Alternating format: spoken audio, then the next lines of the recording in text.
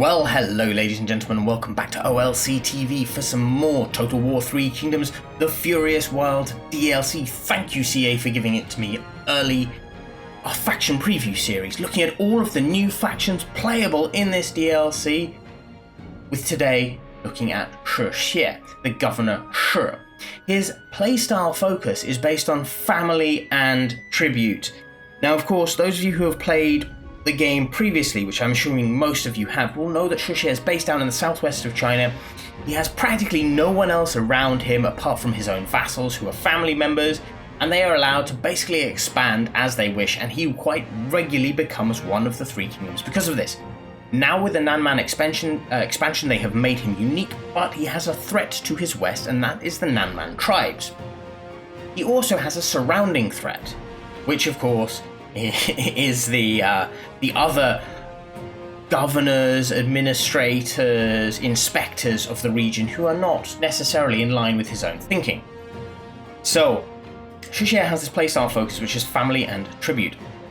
What this means is that he has to increase his own splendor, and he increases splendor by achieving certain things like positioning his family members into key positions within his own court, by bringing in and expanding his own family through adoption, which means he actually has reduced cost to adopt people into his family.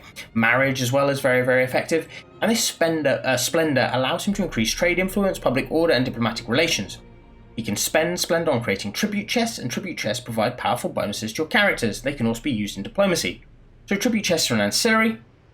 They confer different bonuses. He has the bonds of family, which means reduced cost of marrying and adopting characters, and of course this adds to your splendor. But he is a governor, he has loyalty to the Han. He cannot declare himself emperor, except by capturing the seat of an existing emperor. Now, Shi Xie historically, down in the southwest, nominally swore fealty to Wu when the Three Kingdoms period started to break out, but he was always given a level of independence. How he ended up in this province is actually where he came from. It was his hometown, and it was unusual for someone from your hometown to be given such high ranking position, especially as a governor in one of these provinces, because the Han court was afraid that you might use your connections to basically rebel and do your own thing, which is sort of what Shi Xie did, though he didn't outwardly rebel. But he definitely did his own thing, fought his own wars. Gongsun Du was the same, did his own thing. These border governors did have a lot of freedom and independence from the Han court. But Shi Xie ended up there because nobody else wanted the job. So he had quite a good reputation in the court, he petitioned and was allowed to go. Down there, of course, he had a lot of his family members, his younger brothers, his sons, and everyone else were given positions within his court. They were made administrators of different prefectures and commanderies in the area, and he grew and expanded his power base. And it wasn't until after his death that Wu could actually install their own governor and take direct control of the province. Though of course that happened after some fighting. It wasn't a smooth transition. He did have an interesting relationship with the tribes out there. He pacified some through trade and through negotiations and diplomacy. He pacified others through war. He is remembered still in the northern part of Vietnam as a great hero of the age. He invited scholars, and he did a lot to modernize and improve the infrastructure of the region. As far as a character goes, he is not a standard strategist, even though it does state he is a strategist. He has, as you can see here, he is modest, cunning and authority. He's charitable. And he's scholarly. But you have to think of him as more like Zhou Yu than, for example, Xun Yu or Sima Yi. He is a fighting strategist, and he really can fight for a strategist. He of course has all the benefits a strategist would normally get, as well, like the reduced cost for range units and the available trade agreement. Now, his background. Shi Xie has wisely and insidiously kindled the favour of the Han, for his cunning of mind and a barrier against threats from distant lands. His rise was won through the strength of his family's deep and noble lineage, and not insignificant personal favours to the powerful. Shi Xie benevolently welcomes the needy and the destitute to his lands. all the while planting his own family members into positions of power. For as surely as Shi Xie gives generously, he also takes advantageously. Absolutely true.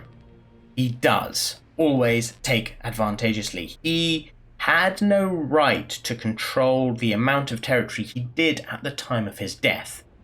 He was very, very smart. He did have a lot of favors owed to him, which is how he ended up down there. It also allowed him to take over other people's territory when they retired, or through some more insidious diplomatic plotting that enabled people to fall from grace, so he could install his family members into their positions. That's enough of the history lesson. Let's go in. And no, first of all, let's check out the map just to show you where he is, because of course it is different. He's down here in the southwest, right on the borders of King Mulu, and surrounded by enemies. So that's his starting situation in 190. In 194, he has a larger swathe of land. Mulu is still bordering him, and he has more pacified territory. 182, he's not available. He should be in the Han Court at this time. But we'll be looking at the 190 start date. Let's get into it. 主公，您被任命为交趾郡太守，已3年有余。自您赴任以来，朝野上下愈发混乱不堪。但您必须守卫国土，不能坐视家国被乱党的利爪所伤。玉林、高梁与九真的军阀均有不臣之心，必须击溃他们的野心。您已经向天下证明了自己的实力，如今，您应当悉心看护您的领土。您的疆域虽然辽阔，但南境之地仍需发展与治理。您族子孙如有鸿鹄之志，必成英主，得您时时教诲，可为国家长盛不衰筑下坚实基石。另，汝需对越境部落多加小心。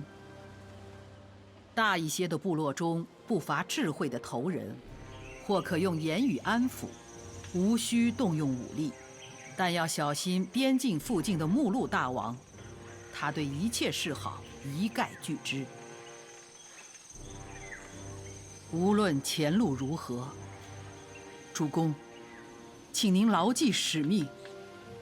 您是陛下钦点之人，必当为南境带来和平。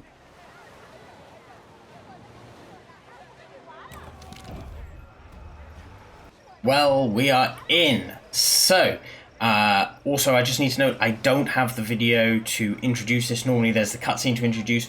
That is because we are still awaiting a patch. We've had a slightly older build. There will be a patch before pre-release, and so there are some bugs, and one of the bugs is those videos are silent for now. However, we've learned all about Shi Xie. We are the ruler of the southern lands. We have been appointed as the ruler of Jiaozhou Commandery. While this is certainly an honour, this territory is also far from the Han government, far from inspectors, and far from your culture. Many would consider this nomination a veiled insult, but truly there is boundless opportunity. You can use this land and its remoteness to create your own empire within an empire, and secure a future for the Shi family for generations to come. Appoint family members to positions of power to generate Splendor. Let Splendor accumulate for faction-wide bonuses, or use it to purchase tribute chests, the powerful ancillaries that give strong bonuses to characters when equipped. Conquer target ritual regions to unlock powerful bonuses for your faction, and due to your connection with the natural world, using animal unit costs less and are more powerful. So, family in high places. Assign Shi to an administrator post. So, this is the way you have to play with Shi Xie. You are assigning your family to everything. Anyone who is powerful within your faction who is not a member of your family, you need to adopt or marry into it, okay? So our first thing is we are far away from the Han central government, and this, as deep into strange lands, is paramount that you have people you trust in positions of power. And for that, members of your family are by far the most suitable candidates available. Now, historically, in this time, installing your family into positions of power is not unheard of. It is, of course, what everyone is doing. If you look at Cao Cao's first officers, Cao Hong, Cao Ren, Xiahou Dun, Xiahou Yuan, they're all from family. Liu Bei, of course, doesn't have the biggest family, so he is slightly different. But when you look at Sun Jian, he's got his brothers, his wife's family are all part of his initial high-ranking officers. Though they are less famous than the likes of Chongpu Handang and Huang Gai, who also fought for him. But those people were not as senior as his trusted family members. It is really, really common. Niu Fu, of course, for Dong Zhuo. Dongmin, of course, for Dong Zhuo. You know, they installed their family members into high-ranking positions. So what you're doing with Shi Xie is no different, actually, than anyone else was doing at the time. The difference is this. It says this is a strange land. It isn't. You know this land. This is your home. And your family knows this land because your father had fled down here and been set up his home in this area. So you have a loyalty from the people that others do not have, which gives you a better advantage for using your family members. Now, to have a quick look at our position, we have Hepu and we have Jiaozhi. Now, Jiaozhi, half of Jiaozhi is owned by Mulu, and Mulu is a potential threat. He's one of the Nanman tribes. To our north, we have a chap called Ying Shao. We have the Han Empire, we have Zhou Huan, and to our south, we have Chupan. All of these people are hostile to us, apart from the Han Empire, of course. Everyone else is hostile to us, so they need to be dealt with. We have our standard ancillaries here. Sometimes you might get Nanman ancillaries too now, though so far with each of the preview videos I've done, we have not received one. But I promise you, you do get them. We have our family members. Now, Zhangmin is not particularly happy with us. Just to quickly go over who these people are. So Shi Xie, of course, I've explained, is our leader. He becomes the governor of this province, and he swears fealty to the Han Court, and then when everything disintegrates into factionalisms, even though the Han Court still technically exists, it's controlled by Cao Cao, he swears an allegiance to Sun Quan. And he has a selection of family members nearby. There are actually more than this in real life, but these are the most important. Shi is his younger brother, and Shi is actually made, historically, I think he is made the administrator of Jiaozhi. Shi Xie is his son and heir, but later on, he would be sent to Sun Quan as a hostage to guarantee Shi Xie's loyalty when he swears fealty, and would actually do relatively well for a period of time under Sun Quan, get some decent appointments. Shi Hui is another son, and Shi Hui was the one who, after Shi Xie's death, said that he was now governor of Jiaozhi, of this entire province actually, installed himself as administrator of Jiaozhi, and then was deemed to have betrayed the lands. So Lu Dai, under Sun Quan's orders, was ordered to execute him. Lady Shi is our wife, and Zhang Min is one of our court officials. Zhang Min is the guy who was in charge of sending the tributes to the Han court. Because even though Shi Xie was doing his own thing, the only way he could maintain doing his own thing is to be nominally loyal to the Han court. So he did, much the same way Gongsun Du did, he sent tributes regularly. Now, first mission was to make an administrator out of Shi. So we're going to do exactly that.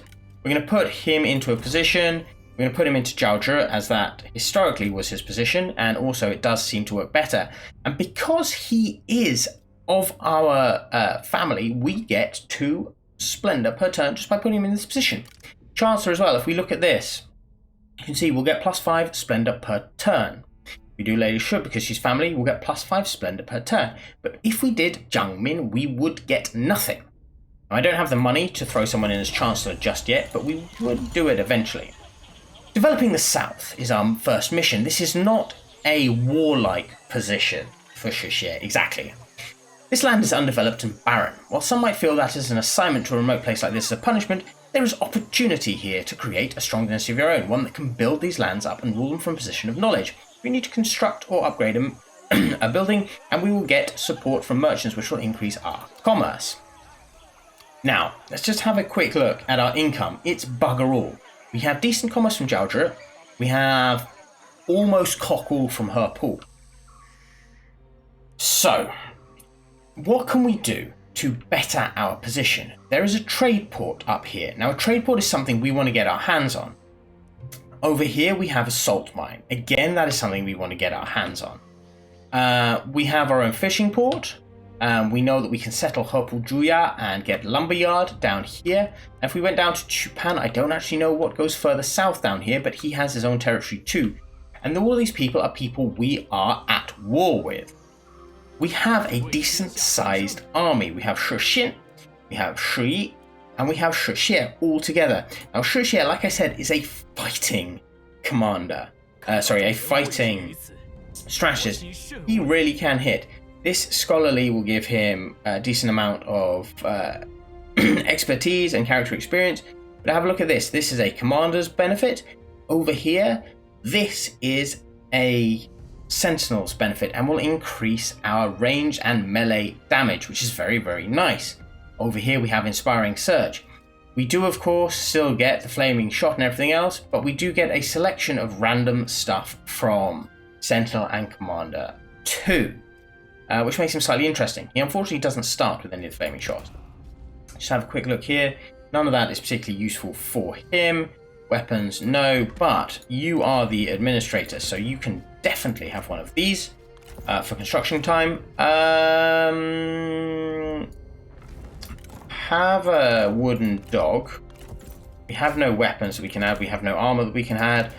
Do you know what? You can have that too. And I think just to solve some issues, the other one's family, so he can get over himself much more quickly. We'll put it out like that. Now our army is pretty basic. We've got some G infantry, we've got some G militia, we've got some saber infantry, which I love, some saber militia, some axes, and some crossbows. So it's a decent size. We have Yulin here. We know we want to take this, but the army is here, and the army is here controlled by Ying Shao. So we are going to start moving over in this direction pretty much straight away. I'm actually tempted just to speed up our movement a little bit further. Now it does want us to upgrade things, and we have an empty building slot here. A marketplace will boost our income from commerce and our trade influence. We of course have food production here as well, but any of that stuff will work. But we really want to work on getting our income up as much as possible in the early days, because we don't have much else going for us. We can have 3 trade agreements, but as you can see, there's no one who really wants to trade with us. So we're going to trade with the Han Empire. They have a lot of resources. It's going to work very, very nicely for us. And I don't think they are going to be able to pay us a huge amount of money, but we may as well take as much as we can from it. Liu Biao does not like us, and there's some history with this. Liu Biao sends a lot of spies historically down to this area to try and see what's going on and try and influence what's going on. Doesn't work out for Liu Biao, of course, but, you know, he does try. Then there's Dongzhuo here. Now, Dongzhuo is someone we could technically trade with, minus 1.5, but it's going to be a lot of money to do so, so I'm not going to do it straight at this moment in time. We'll give him a little bit of time to sort itself out. As far as non-aggression pacts, military access and everything goes, we don't really need to do it, and peace and offering to cooperate and all the rest can go hang for now. Assignments, however. Jiang Min. He has a lack of purpose. He's not a family member, which means he has reduction and he has general discontent. There isn't much we can do about him right now. But we can throw him in here just to, you know, at least remove a -2. Now here we have Splendor. So when we reach this level, we can use Splendor to purchase tribute chests, and it'll also give an increase to trade influence. When it goes up again, you can buy multiple, you get satisfaction, public order, and even more trade influence. It's very, very important. We can't, of course, get it yet. We already are on the way to being a second marquis straight away, and we have the same standard setup as any of the other Han governors. Faction council as well, treasury, records, reforms, and diplomacy are all here. As far as the court goes, now we're making a little bit more money. We could throw in a chancellor. And to throw in Shi Xie, I don't think matters which one we choose. We'll throw him in here. This is going to give us overpopulation, so we need to improve this. We'll get satisfaction, support from nobility, and the like. And we're going to get even more splendor because we've got more family members into more positions. Jiang Min is still furious, but tosses couldn't be given. So, Zhou Huan, Ying Shao, and Chupan are all people we're going to want to wipe out very quickly.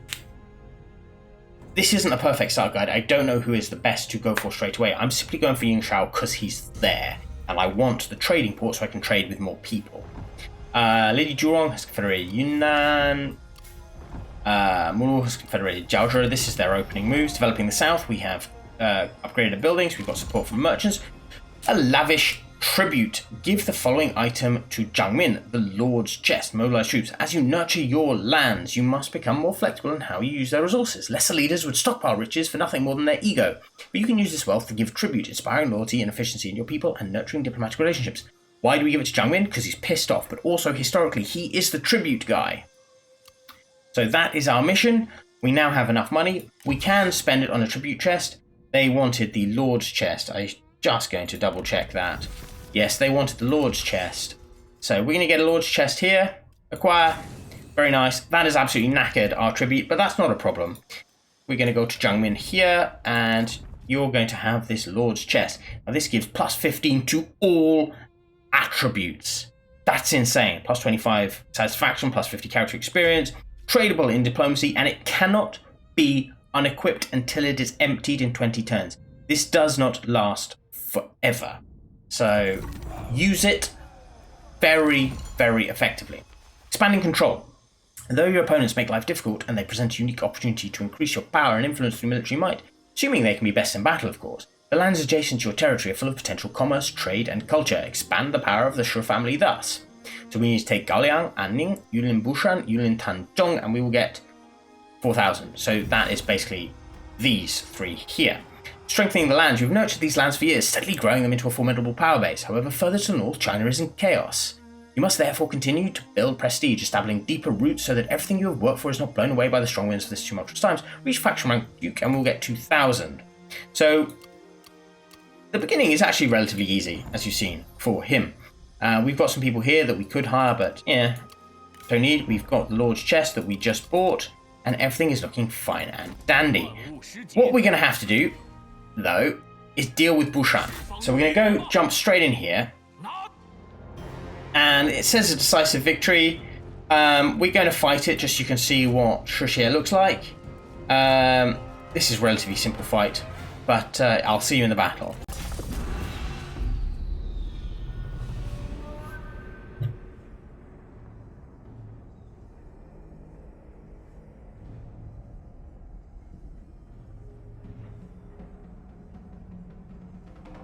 我等大计若成，必将福音天下。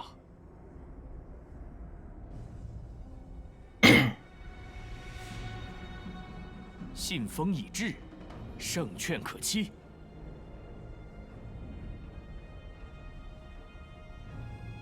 碾碎这些蝼蚁，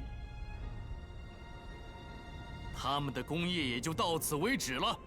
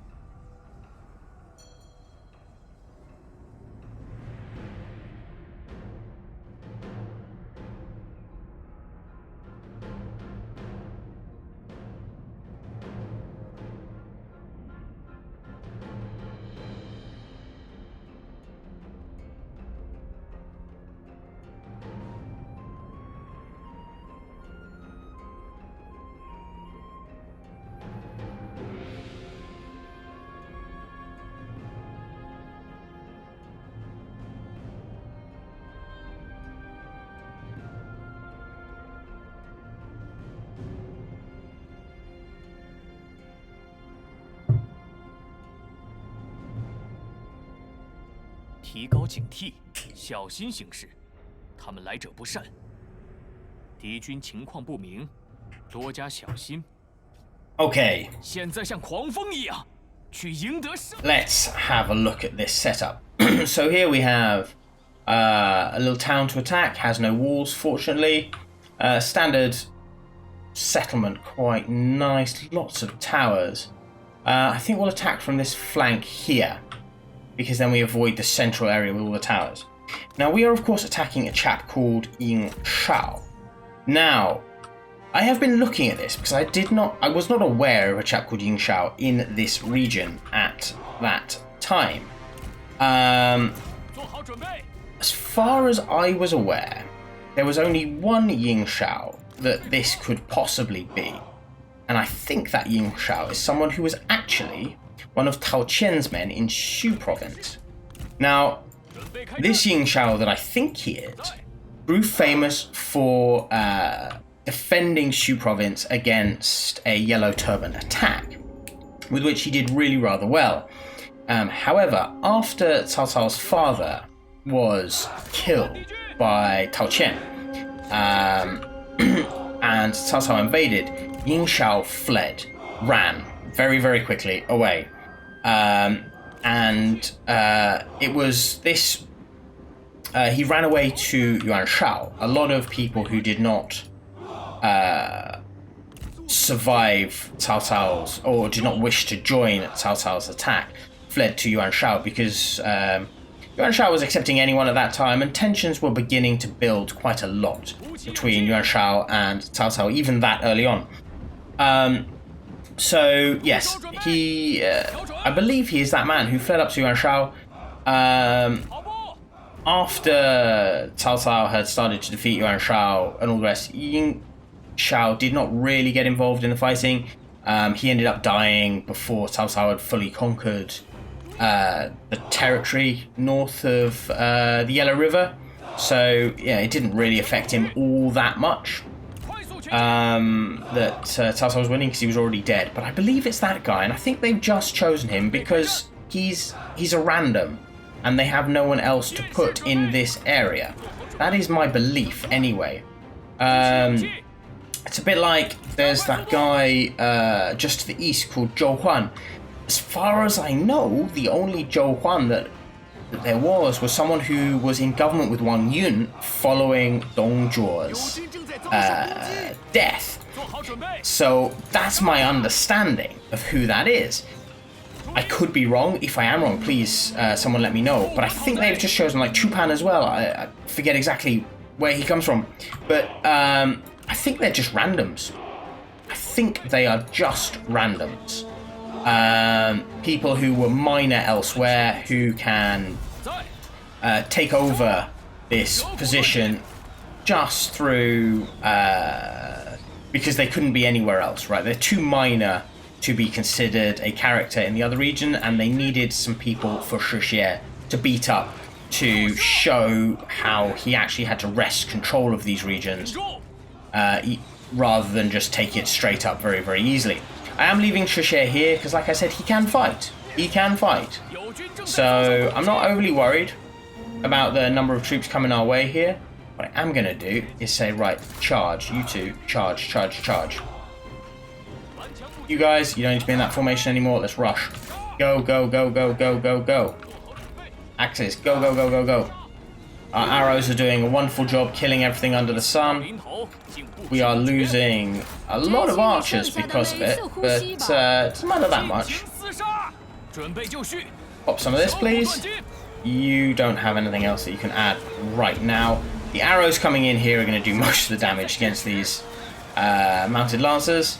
Shi Xie is going to kill a few because he has a proper weapon.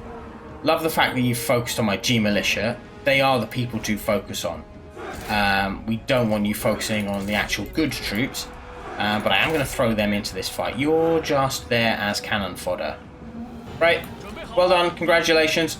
Forward, charge. You, this way. You, this way. You, this way. You, nah, this way. In we go, in we go, in we go. Pop this. Smash, smash, smash, kill, kill, kill. We're going to start to punch through this area. I'm just going to throw everyone in, just so we're all blocked up together, because once we can, we shall break right through. Come on, rear charge. You, my man, I want you to stay chasing them. You, Shi Xie also going to come in here with a rear charge. They are moving really rather slowly. You boys here, can you shoot them? Please. I know it's a little bit difficult because you're crossbows, but you can try, at least. You're going to shift over here, please. You axes, go forward. Yeah, you boys are going to shift over there. Charge. Smashy, smashy on this front, please. One. Boom. We will make them run here. They will break that rear charge. And just the sheer number of troops we have coming in here. Shi Xie is going to kill pretty efficiently in there. As you can see, he is a fighting strategist. He's no slouch. So we've got that. They have broken over this side. We're advancing up here. Saber infantry, bring down that barricade. Axes, go. You boys can come in. They've broken. Everybody forward, please. Everybody forward. Do you want Shi Xie? Probably. Nah, you can fight. You can fight. Don't matter. They're shifting over this side. You boys, take this ground here. Because it looks like they're coming back. We don't need that. We don't need that at all. You're moving around, but you're moving around really bloody slowly. We've got a rear charge coming in over here. Let's go in there. Speed it up. Just kill everything that moves over here now, please. Focus on him. You as well. Focus on him. Yeah, they've broken. He's going down. Ying Shao is going down. Old Ting Ping is also not really going to survive this. Charge. And you want to move up there because we will die if we do that. Focus on her. You focus on her. You.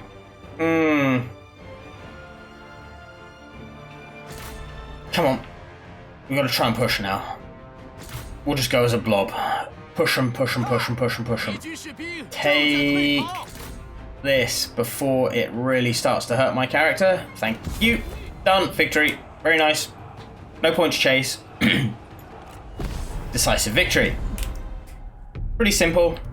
Relatively straightforward. Just bludgeoning tactics there. We have a Gongsun Huan. Right. 124 there. Like I said, he can kill. And he was actually fighting as well. We lost almost 700, which isn't ideal. We did kill him. We captured something. We will employ her. Actually, she's quite good. Occupy. So Ying Shao has taken over the 9 chapters of mathematical arts. Okay. Okay, that's interesting. Lady Sure. Success faction administrative commandery. Actually, we want to give it to her. And we want to give him this next turn. Can't do it this turn. Okay, very nice. Very nice indeed. Now, what we could do with her, she's a little bit old. Could marry her to Shi Xie, bring her into the family, which would help. Alright. Bushan could have that. Xuan, 1800, extra prestige, food production, all the rest. Down here, food production reserve capacity. Character experience is not super necessary. We'll get this first, I think. We're in position here. This is still increasing. It's going to take a little bit of time. We need to take Galiang and Ning. We do want to take Siping as well. We're going to move up though, because this is what I want most. This is the trade port, and that's what's going to give us the biggest benefit. As far as trade agreement goes, we can go with Sworjet. Negotiate. Negotiate deal. Can we just request cash up front? Because I don't think you'll be able to pay me anything decent over time.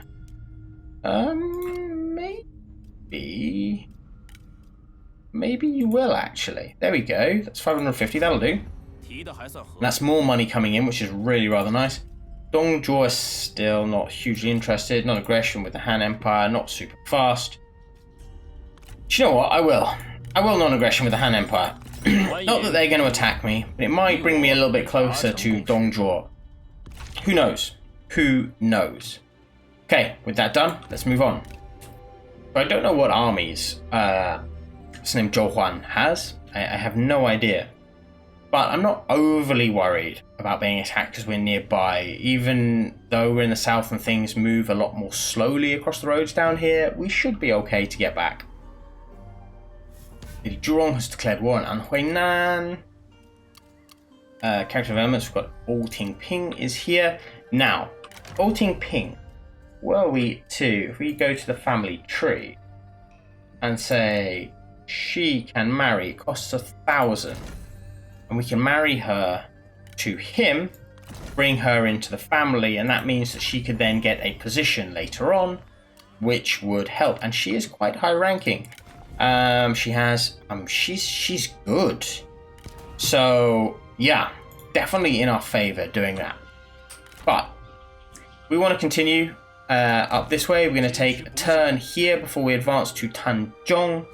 As far as recruitment goes, we can recruit a lot with Shi Xie, especially these are new for the patch. These are the Juggernauts. They deal fire damage. They have, incredible damage. They terrify animals. When you're fighting the Namman, you want fire, especially Mulu with his elephants. They just rip them apart. They are brutal.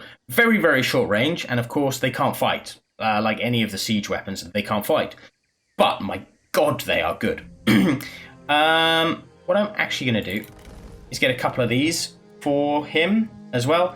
I might shift these guys out for something later, but just some more archers, so we can do a little bit more punching before we get in. I know that leaves our money on very, very low state, but it's all about having a look. Nothing else we can really do here. He's getting better. He's getting better. Wow. It's not wonderful, is it? For our options, but he is getting better. And we do have to keep an eye on Gaoliang, just in case we do get attacked. But we want to take this Tanzhong first, and just smashing Ying's economy even further. If we can conquer the whole thing, that will work even greater in our favor. Wuqiping Wei Huang, we do not need either of those chaps. Head straight into Tanzhong. Take this trade port. Decisive victory. It's not even worth fighting. Smash in. Take the ground. Occupy. This should give us more options of where we can trade. Not this turn, though, by the looks of it. What we also have over here is a spice market. This, I believe, is his final territory left. It's a little bit far away, but if we are quick, we might be able to rush over there and deal with it, and then we're going to head back down and deal with Gaoliang to finish off our mission. That's the idea anyway. Now we finally have a reform choice to choose from. We can increase our trade influence, which is quite nice. Character salary is quite nice. All of this stuff is really rather lovely. But remember, we have already 3 trade agreements. We're using 2. We can't use the third, so we don't need more trade agreements. Whilst income from commerce and everything else is lovely, our faction mechanic is putting our family into stuff. And if we have another administrator building, then we can place our new lady. We'll throw Old Ting Ping into Hopu or Yulin. We'll put her in Yulin. There we go, to pacify. She's from that area. She can pacify that area. She's now a member of our family. She will be producing 2 Splendor for us per turn. This means that we are now getting, 9 Splendor per turn in total. So our family member positions, so it's pretty nice. And if we can get another administrator, it's even better. Of course, having more money through reducing character salaries and income increases and all the rest would be very nice. And we do definitely want to punch up our spice trading and our trade influence and all the rest. We do want to do that. But you've seen the benefit that Zhang Min got here. It's huge. It's absolutely huge. Now, Zhangmin, are we going to use you as a fighter or as a lover? He already has night battles, which is quite nice. I'm going to pop this just in... No, I'm not. No, I'm not. I'm not going to make him an administrator. I'm not. He's my only person left. I might make him an administrator. Actually, I might. Okay, with that done, how many turns before we're there? It looks like 2 turns. So off we pop as fast as we can. We're going to see if we can make it, not quite as fast as we can, make it over to Yulin Guangyu to deal with him. He has a miniature garrison. He himself only has arch militia, and he has Ying Wei there, who is no real threat to our armies. We have a little bit of spare money that we could throw into this, but that's not necessary for us right at this moment in time. So let's not worry about it, and we'll carry on. I should have checked the trade. My mistake. Good thing this isn't a perfect start. But we're going to take this, then we can check the trade. Doesn't really matter. It's 1 turn worth of income. We'll be able to make it up elsewhere. So on the character front, we have Sha Zhao, who we don't need. Let's have a quick look at trade agreements. Can we trade with more people? No, we can still only trade with Dong Zhuo, I guess, because nobody else really has any free trade agreements. Anyway, in we go. Finish him off. Decisive victory.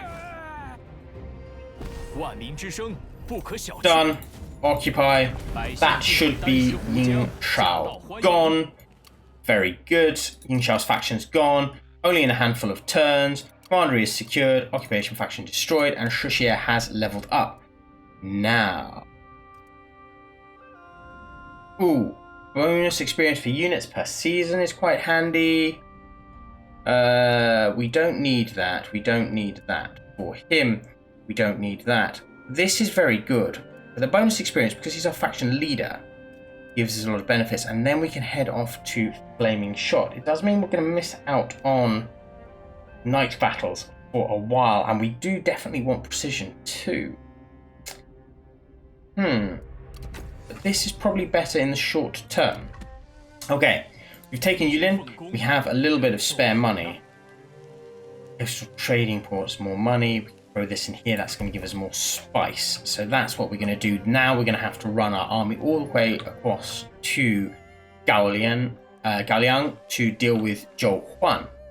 Chupan is down there. Has this given me access to anyone else we can trade with? Notice we can't trade with these guys. With Mulu, Dongchunan, etc. So they're not an option. I don't know if they will become an option or not as time goes on. It will be interesting to see if they do.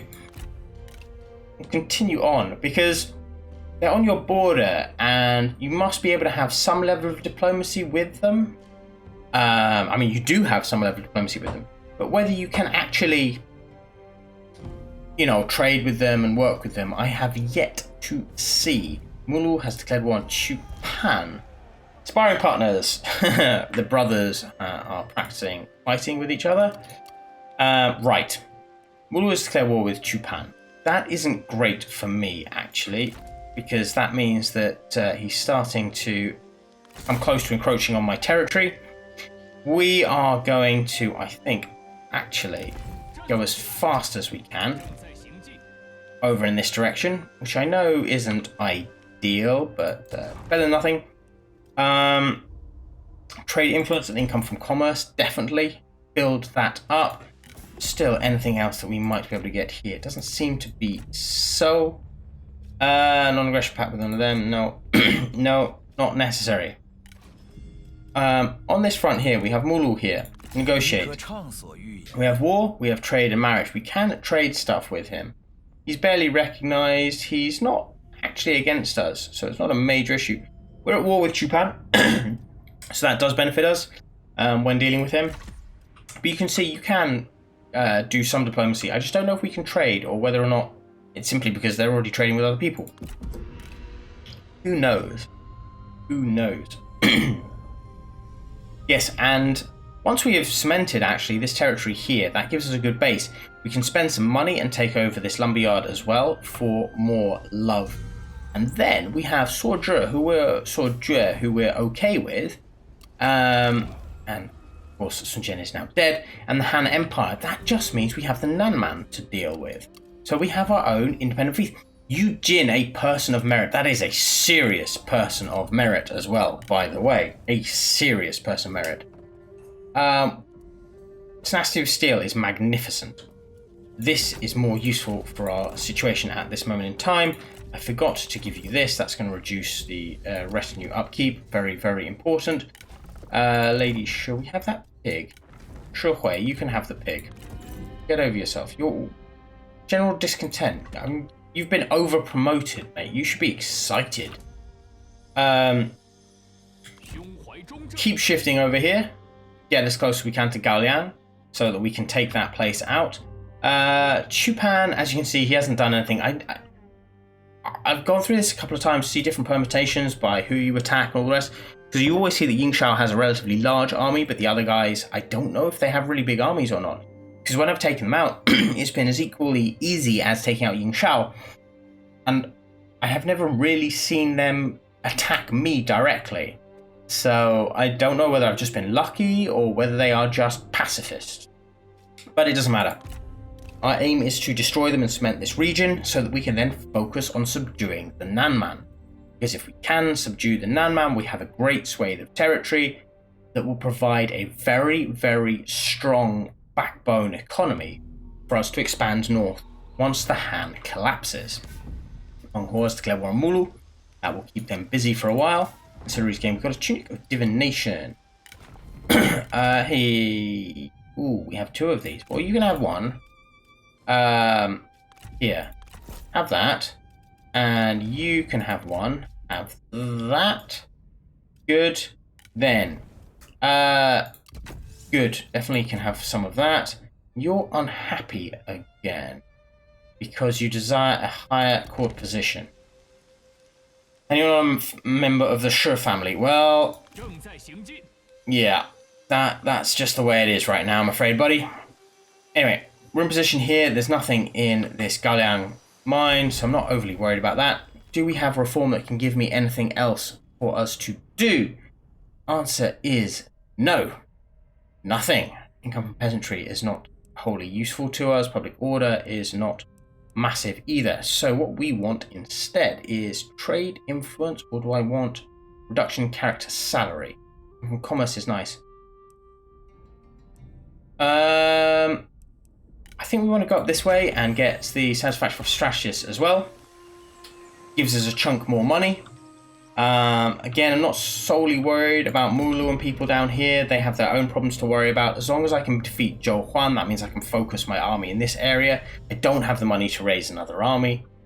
Suojie we're trading with, so there's no threat at all. Right.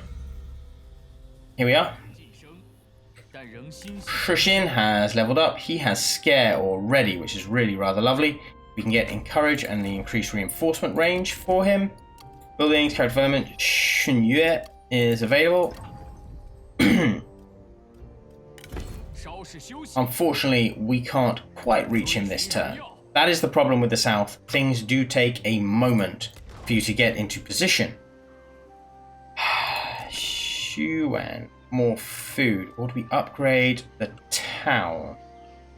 Jiaozhi is a city. If we upgrade this town, we will get an extra building slot. It's a chunk of money, but it'll work in our favor. We can get ourselves another... Got no one we can trade with now. It's a shame. We can buy ourselves another tribute chest. So a trader's chest is trade influence, diplomatic relations with all factions. That's rather lovely. Public order, local commandery, income from all sources is very nice. Construction time, blah, blah, blah, blah. Lords, chest, character experience, commander's chest, morale. Okay. Very, very nice indeed. I think we shall acquire one of these. And for a while at... Ooh, hold on. You got retinue upkeep. That works. No, for a while at least, you can have that. That should work rather nicely to boosting our income. Zhongmin is still pissed off, but it doesn't matter. We'll be able to take out Gaoliang very, very soon. We'll cooperate with Liu Biao. Now that's basically vassalage. Piss off. Yes, it is an insult. Go away. Liu Biao is not powerful enough to threaten me. Certainly not from that far away from us as well. Like, he's north of the Yangtze. Supply reduction is a problem, but not one that's going to worry me that much. Zhao Yi, who we don't need. Let's go. Take.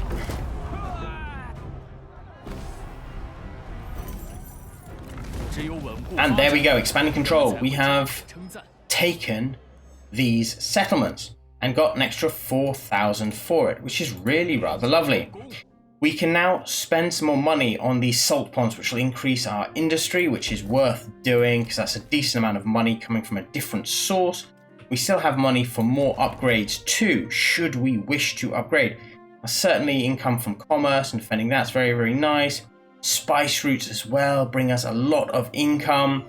And all of this, of course. It's up to you what you go with. You know there is going to be war on this border here. You know that, so bear that in mind. Zhou Huan does not take that much longer to deal with. He has his territory here. His territory will fall very, very quickly. It doesn't have walls. You have an army. He has a collection of wannabe army soldiers who really won't stand up to your forces. And once you've taken him out, then you want to shift on full speed down here and see if you can get rid of Chupan as well, just to give you complete control of all the Han territory. Mulu should stay peaceful. From how I've played it so far, Mulu should stay peaceful for the most part. You're at war with his enemies, you have similar values. If you can try and keep on his good side, that's fine. If you can start to deal with him later on, that does depend a little bit on him, not just on you as well, because of his reforms, then that's great. But you might want to hit Dongchuna instead of Mulu, because Mulu is more likely to be able to hold against Menghuo. Either way, it doesn't matter. Like, take one of them out. Dongchuna is very, very quick because he's one settlement. Mulu has a couple, he might have even more. So, you know, pick your fight based on how you want to work it quickly. If you have enough money, raise another army so that you can hit them both at the same time, so you can take the whole lot out. And then you can start to pacify the Nanman. The Nanman territory, as you can see, is huge. But if you have that, you just have so much power because you can come up. This is Shu province, this is Yi province, Yizhou. So like Chengdu, Badong, etc. is all up here. It's Hanzhong here with the passes. So if you can control this area and this area down here, you have a massively strong economy. And you can use this as a foundation to take Jingzhou, control this and control the central south. And if you wanted to, even once you've pushed all the way up and taken these passes, to take Chang'an from the rear and head across to Luoyang and take the central plains. It's a seriously powerful, dominant position that you can work off as Shi Xie. It does say very hard because you're on your own, you don't have a huge amount of support, and you need to do it slightly slowly. Okay, we're expanding this bit out quite quickly. Fighting in Nanman territory is another thing altogether. It is harder, it is more slow, and you cannot trust the Nanman, so you do want to go to war with them. The Han Empire can be trusted not to attack you, even if you're at war with them. Suojie should be okay. It's when the other warlords start to eat into the Han Empire. I'm looking at you, Sun Jian, Sun Ce, etc. That's when you start to get threats. Diplomacy is very, very important. Build up your diplomatic relations with the big boys who you know are going to be coming down here. So the Sun family especially, and you should be safe. But, ladies and gentlemen, I really hope you've enjoyed this preview. I really am loving this. It's so great. And if you have any ideas for who you would like to see me do as a playthrough, let me know. Also, would anybody be interested in me doing a badly animated biography of some of the characters in this game? If you have anyone who you would like me to focus on, please let me know in the comment section below. Thank you very much for joining me. Bye-bye.